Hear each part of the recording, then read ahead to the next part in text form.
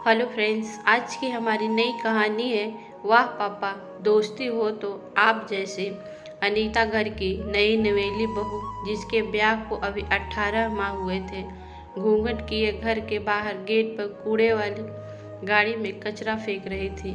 तभी उसे एक बुजुर्ग आदमी मैली कुचली धोती कुर्ता पहने, हाथ में लाठी ली, आंखों पे चश्मा लगाए अनीता के घर की तरफ टकटकी लगाए दिखाई दिए। अनीता जल्दी से अंदर आई। उसकी सास गांव गई हुई थी, पतिदेव नौकरी पर। ससुर जी नहा धोकर बनियान अंगोछा पहने पूजा कर रहे थे। अनीता को समझ ही नहीं आ रहा था कि वो ससुर जी से कैसे बताए कि कोई बाहर खड़ा है। अभी ऐसा मौका नहीं लगा कि वो कुछ बात करे उनसे।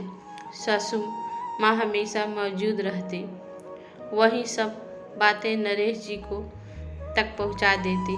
5 से 10 मिनट तो सोचा अनीता ने कि पूजा खत्म हो जाए तो बताऊंगी, पर ससुर जी पूजा में ध्यान मग्न थे।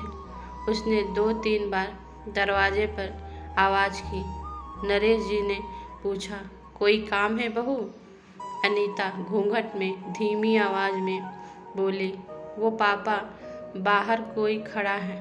नरेश जी पूछकर, आ कौन है? मैं पूजा कर रहा हूँ, बैठने को बोल देना, अभी आता हूँ।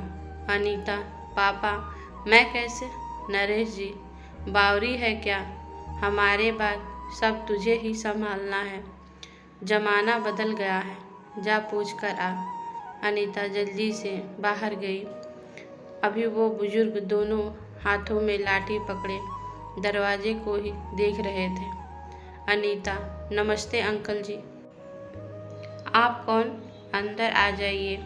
बुजुर्ग, मैं जगन्नाथ, ये नरेश का ही घर है ना बेटी? कई साल पहले आया था, अब ठीक से पहचान नहीं पा रहा। अनीता, हाँ जी, आप सही पते पर आए हैं, अंदर आ जाइए। बुजुर्ग, बेटी पहले तू पूछ आ, बहुत पुराना गरीब दोस्त हूँ नरेश का, पता नहीं कहीं भूल ना गया हूँ। अनीता जल्दी से अंदर आई। पापा, कोई जगन्नाथ जी हैं गेट पर, पूछ रहे हैं, आप जानते हो उन्हें?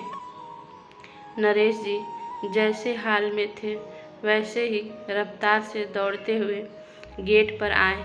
आते ही जगन्नाथ को गले से लगा लिया। रूधे गले से उनका हाथ पकड़कर उन्हें अंदर ले गए, सोफे पर बिठाया। नरेश जी, कहाँ था जगन्नाथ? इतने सालों से तू जब भी गांव जाता तेरे बारे में पूछता, पर किसी को तेरा कुछ पता नहीं था। नरेश जी और जगन्नाथ जी बचपन के गहरे मित्र थे।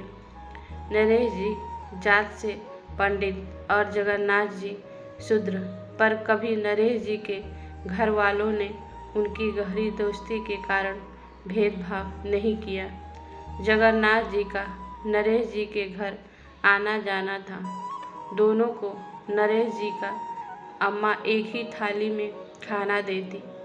बड़े मन से दोनों पेट भर खाते और खेलते निकल जाते। कभी नरेश जी जगन्नाथ जी के घर सोते तो कभी दोनों नरेश के घर, साथ ही सरकारी विद्यालय में पढ़ते। जगन्नाथ जी के यहाँ पैसों का बहुत अभाव रहता, इसी वजह से जगन्नाथ जी छोटी सी उम्र में मजदूरी करने लगे। नरेश जी बहुत दुखी रहते, अब उतना मेल मिलाप ना हो पाता दोनों का। जगन्नाथ जी का विवाह 16 साल की उम्र में ही हो गया। पढ़ाई भी बंद हो गई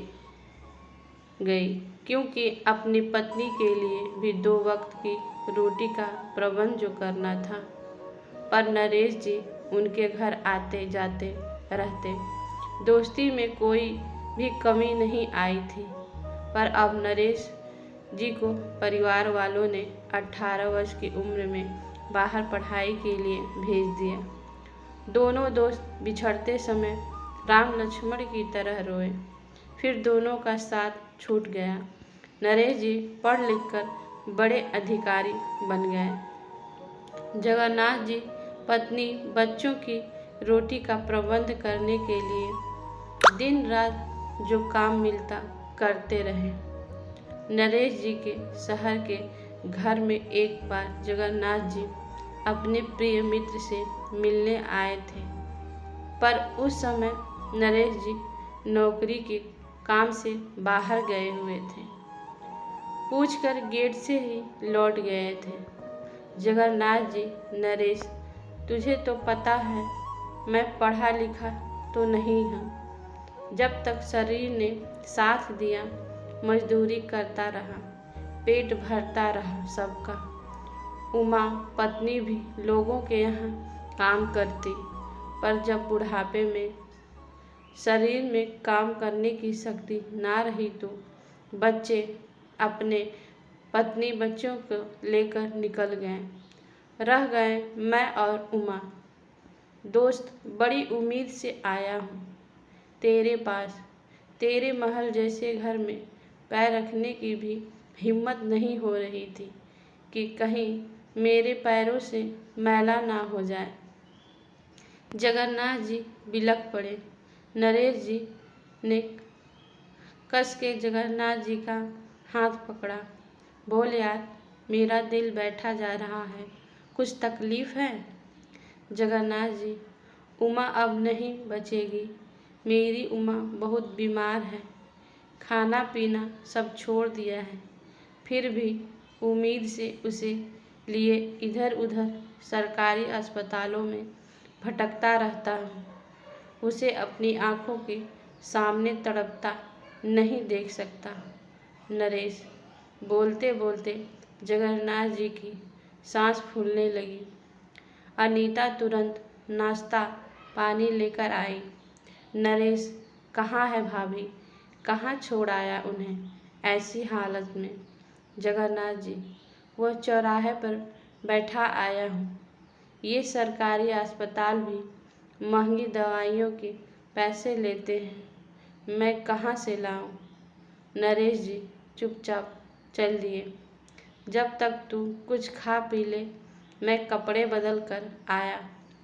भाभी को ऐसी हालत में छोड़ आया, ला नहीं सकता था?